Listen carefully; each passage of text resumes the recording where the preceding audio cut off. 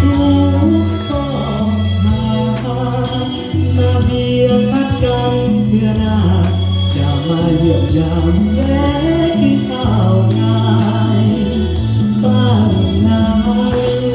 อยู่ทุ่งตรงเยียบฝั่งน้ำสาว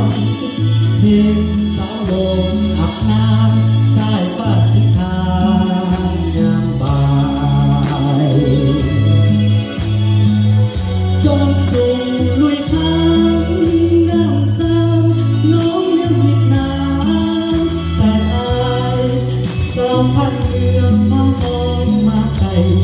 อย่าลืมเธออายมองสาวเสือพายประกาศน้องตายคำขวัญใจขอลาก่อนนะบ่ดนอายจะกลับมานาสักการอย่าลืมคำมันสาวนาน้องบัวขับมุงน้องขับส่งท้ายคุณนางถึงแม้หลาย